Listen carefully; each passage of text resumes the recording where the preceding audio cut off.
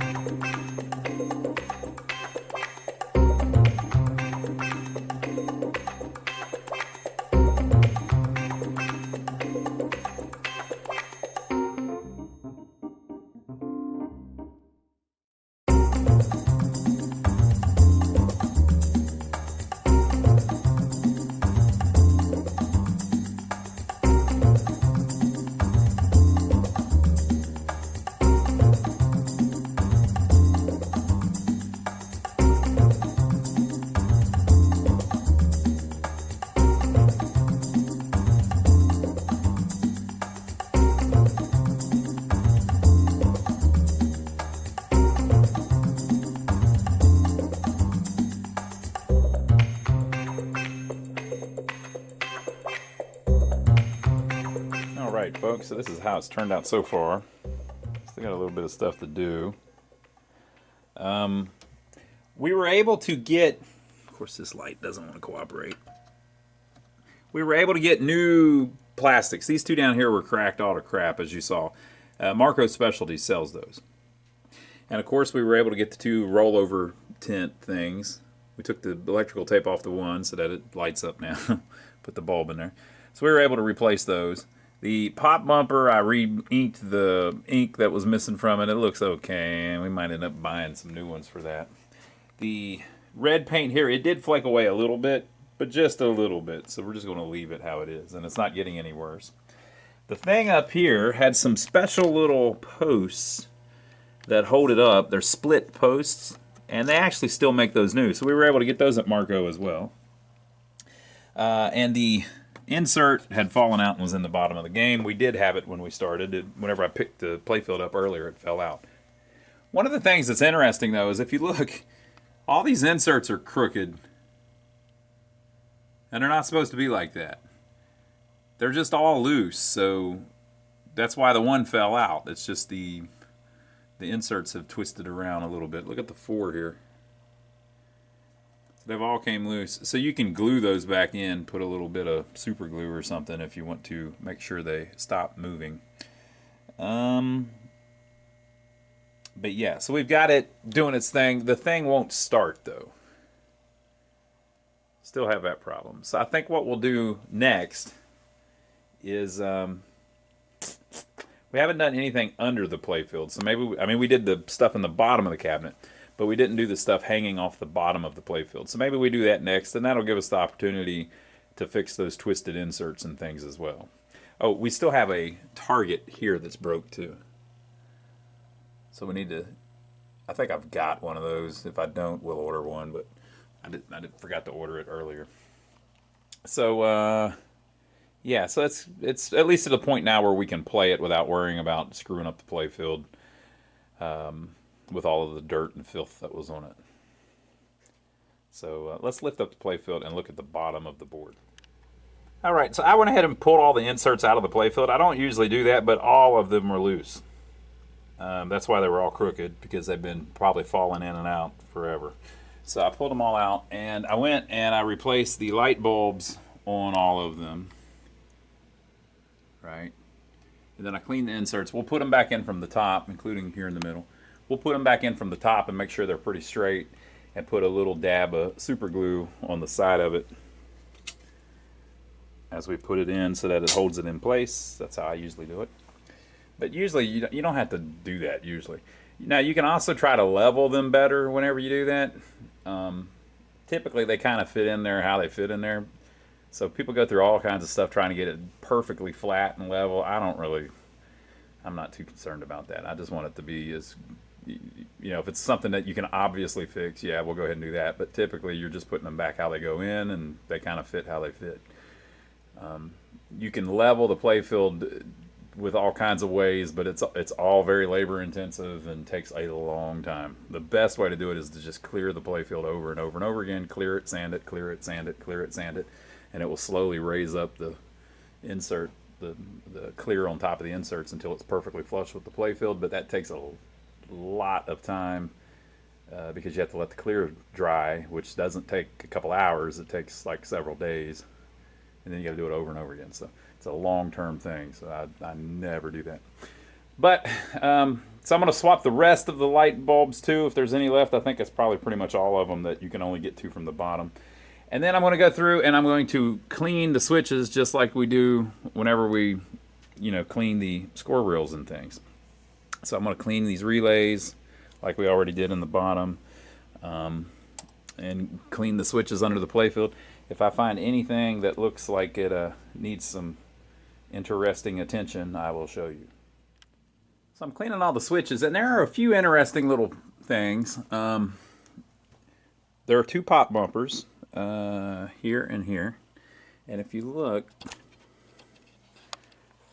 this is broken. There's supposed to be another blade there so that whenever this pulls in, so the ball rolls up and it pushes this closed. And when it does, that's going to turn on one of the pop bumper relays. Did we decide that was one of them? but it's going to turn on the pop bumper relay, which is then going to close the pop bumper. And so the pop, and score the points. The pop bumper is going to pull in, and when it does, that pop bumper relay is going to stay closed, so to make sure you get the points and everything, until this pulls all the way in and opens a switch here to open. There should be another blade here connected to that to open it to turn off the pop bumper relay. Now, I found in the cabinet that, and I was wondering where it went. And now we know where it went.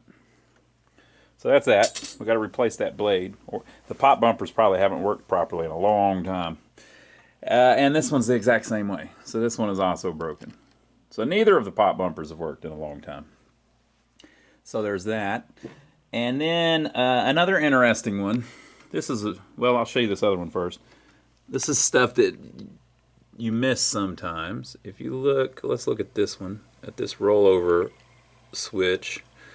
You're looking at the back of a rivet. That is the two contacts on the blade, right? And on this one, the little rivet's missing. So the contact on the other blade has nothing to contact except the blade. So whenever it closes, it's a little off. It shouldn't be like that.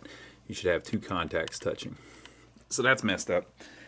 But the most peculiar thing is, there is this relay here. See how that says K29-1400? I don't know what that's out of, but it ain't out of this machine. They have just added that in. You can see where they just jumpered the wires onto this O relay. Is that an O or a Q? Q relay. And then the relay doesn't do anything. There's no switches on it. So what's the point of that? So it's like they were trying to do a mod, but it doesn't do anything. It just turns on that coil, but there's no actuator or anything on the coil. So you're just running power through a coil for some reason. So maybe there used to be something else on there, but if so, there would be more wiring going somewhere, but there's not. And that's not going to be factory. That's because this is off of something else. So I don't know. That's a strange one. Sometimes I see hacks and things. It just makes me wonder, what in the world? So the Q relay, maybe I can figure out what that is, and then we can tell why they're piggybacking on the Q relay. So whenever the Q relay pulls in, that one would pull in as well, but why would they do that? So the machine has the schematics in it, and the Q relay is the series relay. Now usually it's something like a series relay has to do with if you knock down these 5 targets one time, you get 10,000 points. If you knock them down a second time, you get a free ball or something like that. So the first time you knock them down, it turns on the series relay, and then the next time you knock them down, power flows through a switch on the series relay and makes something happen. So that's what usually happens. Let's see if we can, oh look. They have written series relay on here. So there's been some bleepery going on here. All right, now if you need a copy of schematics for any of these Gottlieb games, there's a place called the Pinball Resource, pbresource.com, that sells these. It's the best pinball place in the world. And they have the license to reprint these Gottlieb schematics. They have a huge selection of them. That's the place to get them from. So these things are actually copyrighted because they have to pay for the right to reprint them. So, you know, I can't just give everybody a copy of the schematics, but they don't mind if I show a little bit of how they work so you can see how valuable they would be for your machine. So the way this series relay works is on this particular machine, and it's just kind of a strange way of doing it. Okay, they have these number 1 rollover switch, number 2 rollover switch, number 3 rollover switch, number 4 rollover switch in the game. And the switches are up at the top and at the bottom, I guess. And so, like, let's say you hit the number 1 rollover switch. What that's going to do is connect power and make this 1B relay turn on.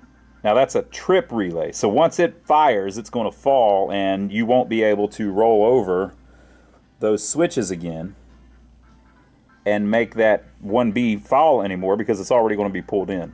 So it's going to pull in and latch open, basically. But it's connected to the power through the Q relay, so the Q relay will come on as well. And then this is going to, the ball is going to come off of that switch, and then you will no longer have power to the Q relay. So the Q relay is only going to momentarily pull in. Now the second time you do it, whenever you go to run through the number 1 rollover switch, I guess it would do it again, because even though that is pulled in, you could just pull it in again. Like it would keep working. So every time you roll through one of the rollovers, you're going to trip these 4 relays, depending on which one you roll through, and then you're also going to hit this Q, right? So the Q switch, one of the switches on the Q is right here. So this is power coming from down here. When that switch closes, if these switches are closed, it will pull in the 500-point relay. Now, why is all this written on the machine, on the schematics? They must have been chasing some kind of problem there. So for whatever reason, they have added an extra relay to the series relay, but it doesn't do anything. And that's just the way that they have designed this game for it to pull in 500 points using trip relays.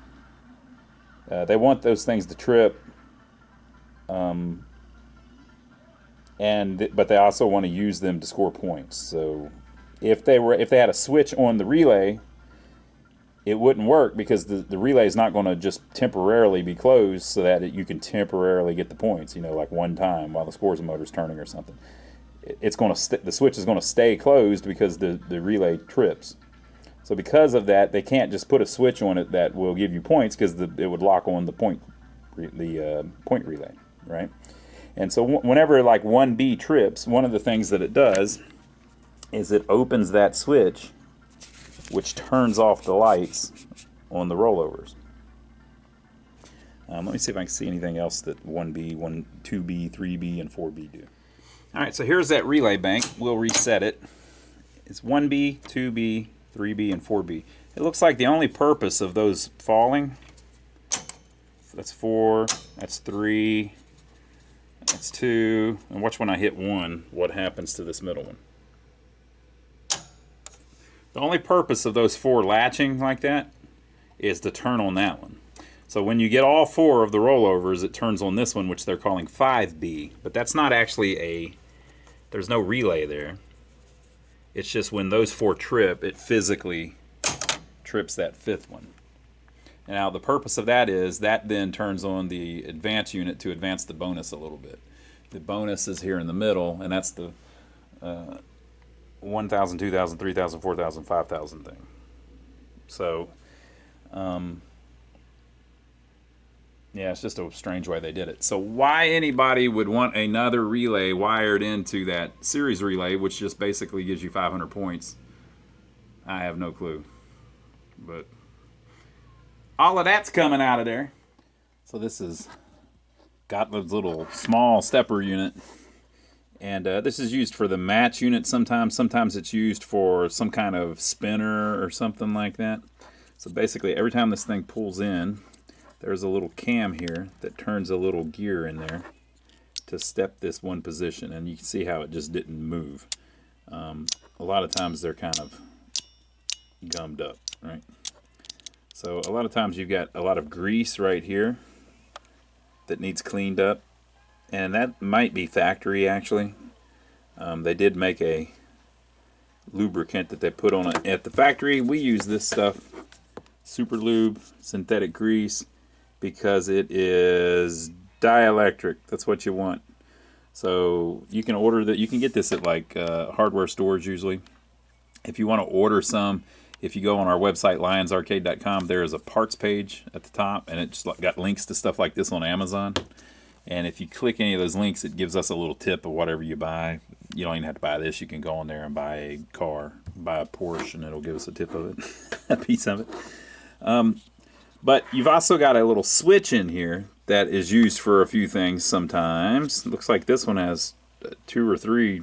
It's got a make and break switch and then another one. So you got to be careful that those are all clean, but that also they don't get all bent out of shape. But I'm going to carefully remove one side of this so that we can see the board down in there, and then we can carefully clean it. You can kind of clean most of it without taking this off, but you kind of need to take it off. Now, when you do that, though, this board can move a little bit. It has a little bit of an adjustment, so you need to make sure that you get it lined up to where these little rivets are only touching one piece at a time. You don't want them touching like 2 of the contacts at the same time. This one isn't even. There we go. Now it's moving. So you want it like where it's centered on the contact there. You see what I'm saying? On the board, it's centered in the thing. All right, so I'm going to take those loose so we can clean it up, and that will help it move a little better. So you can see just how much of an adjustment there is available in this. You can move this whole board up and down and twist it and everything else. So you really got to kind of be careful with that so that it lines up properly. All right, so I carefully removed each side one at a time and put it back. Now, if you're wondering about how to line it back up, the way it is factory is the blade is pretty much straight on that Gottlieb logo like that, and then there you can see a little bit of the adjustment on that back track there sticking out underneath the switch. So for whatever reason, that's about how it should be. And you can see I got the new Super Lube on there, and it's working pretty good. It's hard to mimic how this does this in the machine. This magnet pulls this plate in very quickly and then releases it. So it's kind of violent actually. So it's hard to like, if you do it by hand and just like barely pull it down, sometimes whenever you let go it won't move forward because that's not really how the thing works. There's a little bit of a, see like how it just hung like that? That's not really how it works. It does more like this. Right? So it's a little more violent thing to get it to turn. It's not one where it'll just very easily turn to the next thing. It's just not how it's designed. It's a finicky little thing. But I think we've got it good. I think it'll work great in the game. So I've got that ready, and I need to clean these just like we're cleaning all the other Jones plugs. Just going to freshen this up so that they don't have this oxidization on it. And then, of course, clean the female part of it on the playfield, and then we can plug it back in. I ordered switches for those 4 switches that we have that are messed up. There's the one rollover with the contact missing. There's the 2 switches for the pop bumpers that both have a blade broken off. And then there's the one stand-up target with the bullseye that's cracked on the top of the playfield. So I ordered those. They're not here yet, obviously. So I'm going to clean this up and put it back in. I've cleaned the other stuff on the bottom of the playfield. The drop targets just have a bunch of switches on the back of it. I cleaned all of those, the contacts on it. But we need to lay it back down so that we can actually glue those inserts in and try to get them as straight as possible. I'm just going to eyeball it. Alright, so I've been putting the inserts back in. Much more straight now. I'm just using some super glue. Got one here left. Putting a little bit of glue down in the well there. Don't have to go too crazy with it. And then I'm just eyeballing it, getting it pretty straight. If you look at the original inserts on a game, don't get too worried about them being perfectly straight because they're not always perfectly straight from the factory. Kind of eyeball it a little bit. You can measure it, I guess, and put tape down and all that, but I think that's good enough. So we'll let that dry. We had these 4. 1, 2, 3, 4. Those are new plastics. That's cool. And then you got these ones in the middle. 1,000, 2,000, 3,000, 4,000, 5,000. Special windlet. And then 1, 2, 3, and 4 up there. Every single one of them was loose. So I popped them all out, put glue in them, and put them back. So we'll let that dry. Now, folks, if we get We get comments from time to time where people say, why didn't you do this? I would have done that. Well, that's the whole point of the video. If we can do it, think how much better of a job you'll do. Oh, you're going to do great at it. Think, I got that one crooked up there that you're looking at. If I got that one crooked, think if you do it, you could get it perfectly straight, right? So the videos are meant to inspire you to work on a game yourself. I'm not trying to show off, oh, look at me, I fixed a pinball machine. That's not the point. That's one of the reasons I don't ever appear on the freaking camera. It's not about bragging. It's about, look how cool this machine is. It can be saved. If you just take the effort, you can fix it. You know how you know you can fix it? Because I can fix it. I don't even put them all in straight. You could do better than that, right? So, but I think they're pretty straight. They all look straight to me. So there you go. We still got to work on the apron a little bit. It's got some adhesive on it. I hate taking it off. It's the biggest pain ever. So it's like old tape or something. The cards, I think I may use the original card. Well, this one's messed up. But the cards look pretty good because they look, you know, aged. So it looks nice. But all in all, I think it came out pretty good. So the playfield, with the exception of those switches that we're ordering, and with the exception of letting the glue dry and then whatever, you know, we have to do after we test it out in the apron, I think the playfield is in pretty nice shape. We can now at least play the thing. There's that target I was talking about too. We've got that coming. We just don't have it in yet. I think it's in pretty good shape. And we can at least play it now, which we will hopefully get to on the next video. We still have to work through the stuff in the back box, and then we have to test play it and figure out what's going on with the schematics. So I hope to see you then. If you like these old Gottliebs, make sure to check out this video that we did a while back. We'll see you on the next one.